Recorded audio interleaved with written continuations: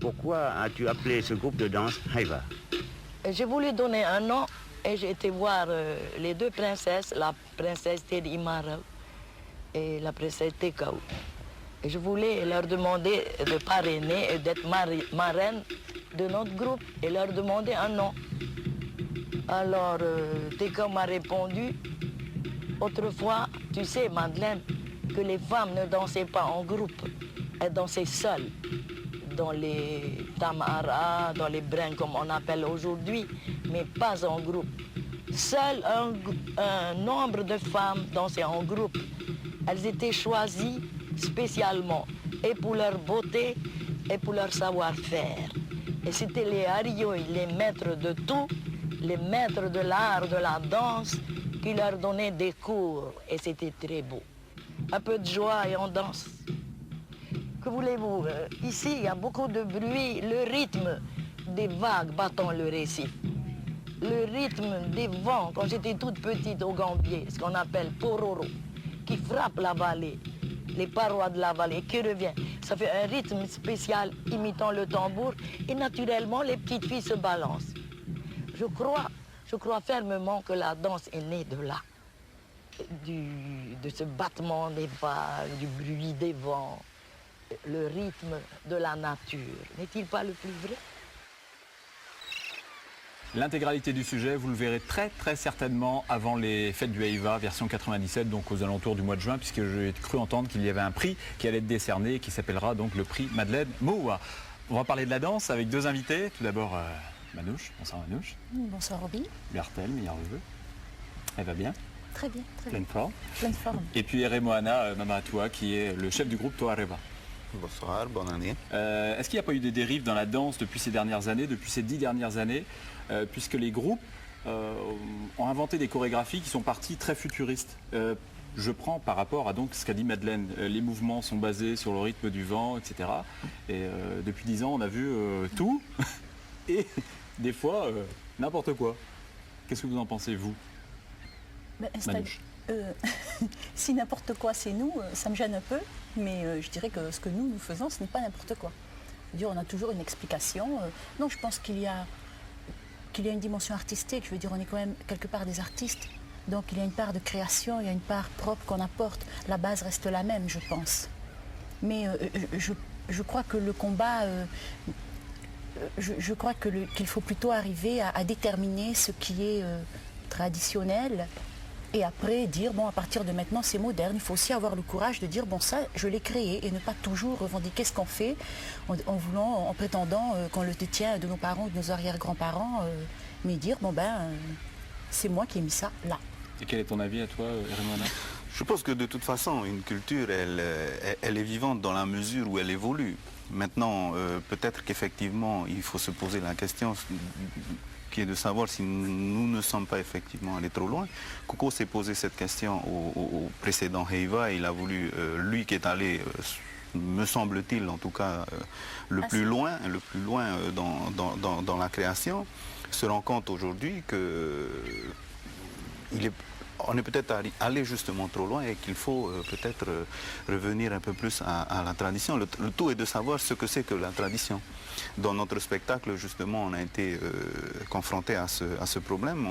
On a voulu faire une partie traditionnelle et une partie, disons, moderne, quoique nous basons justement sur la tradition pour créer quelque chose. Le tout a été de savoir à partir de quand c'est traditionnel. À partir de quel moment c'est traditionnel. Donc on a été obligé de prendre en fait des séquences différentes de l'histoire parce que la danse a évolué et c'est ce qu'on a voulu montrer dans ce spectacle. C'est qu'entre l'arrivée des missionnaires, des premiers Européens, l'arrivée des missionnaires, il y a eu déjà tellement de transformations que la danse n'a jamais cessé d'évoluer.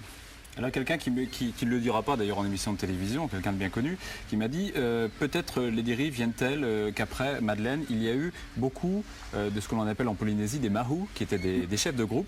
Ça c'est ce que l'on entend en off, je dirais, jamais devant les caméras. Mais Manouche est un bel exemple de mahou. Très bel exemple. Les progrès de la science sont fabuleux. Non, merci. Non, je ne suis pas du tout d'accord parce que je dirais que même Madeleine n'est pas traditionnelle. Je pense que la danse que Madeleine instaure et qui devient la danse officielle en 1950, n'a rien à voir avec la danse qui existe à l'arrivée des Européens et dont nous avons des témoignages très précis par écrits, bon bien sûr, par des Européens, mais par des scientifiques. Les gens qui accompagnaient le capitaine Cook étaient des scientifiques qui avaient donc un œil exercé et ils n'ont pas pu inventer la danse de la hura ou ils n'ont pas pu inventer l'instrumentalisation et ça n'a plus rien à voir avec ce que Madeleine instaure. Donc déjà, Madeleine, moi je dis que Madeleine c'est une bonne base, c'est un bon point de départ pour nous situer. Parce que Madeleine, c'est 1950 et qu'il y a déjà des caméras, il y a déjà donc des témoignages audiovisuels. Mais je réfute qu'on dise si on ne fait pas ce que fait Madeleine, on n'est pas traditionnel. Parce que moi je pense qu'il y a probablement des choses que j'ai pu faire, par exemple dans mon spectacle Tepo et Théo, et qui sont très traditionnelles. Et quand on dit que la tradition c'est 1950, on est quand même un peuple qui a voyagé pendant 4000 ans pour arriver ici. Ça veut dire qu'on gomme 4000 ans d'histoire? Non. Vous n'étiez pas au EIVA de cette année, vous aviez des bonnes raisons d'ailleurs. On va le dire pourquoi. Pourquoi vous n'étiez pas au EIVA cette année? Parce qu'on faisait une tournée formidable en France et qu'on a eu l'occasion de danser sur des scènes vraiment extraordinaires avec des moyens techniques fabuleux et que ça a été une excellente expérience pour la troupe. Je dis en 96 bien sûr, et donc la version 97, on verra Toa Arriva sur scène? Pas sûr. C'est pas certain parce que nous sommes invités dans un autre grand festival, le plus grand festival du monde, qui est le festival de Drummondville au Canada, et que nous sommes en train de tout faire pour y aller. Je comprends bien. 1 million de spectateurs en 10 jours. Fabuleux. Oui, donc non, mais c'est pour nous des challenges assez intéressants parce que le festival de Martigues où nous étions en 96, c'était des ballets nationaux qui étaient là et nous, petite troupe, le ballet national de Toa Arriva, eh ben, on avait l'air un peu ringard en face de ces troupes nationales et pourtant on a réussi à marquer suffisamment les esprits pour être invité à plusieurs autres festivals des folklore du monde et notamment celui de Drummondville qui est effectivement le plus grand festival de folklore du monde. On inventera un trophée à ce moment-là, le trophée de ceux qui se baladent le plus pendant le EIVA. Hein? Voilà, bonne idée. Ce sera le trophée Gilles Hollande, parce qu'en fait Gilles Hollande a beaucoup voyagé Tout à fait. et participé à peu de EIVA. On verra peut-être d'ailleurs un portrait très bientôt également de Gilles Hollande. Enfin ça, c'est entre nous, hein, on est bien d'accord. Merci d'être venu nous rendre une petite visite pour parler de la danse. On aura l'occasion d'en parler certainement plus longtemps puisque beaucoup de danses ont été diffusées au mois de décembre. Il y en aura beaucoup avant le EIVA cette année. Et puis là, je vous propose que l'on voit un extrait justement du spectacle. Le dernier en date que vous avez donné, c'était à la mairie de Papeete, avec justement les tableaux dont on a parlé il y a quelques instants. Merci, au revoir. Au revoir. Au revoir.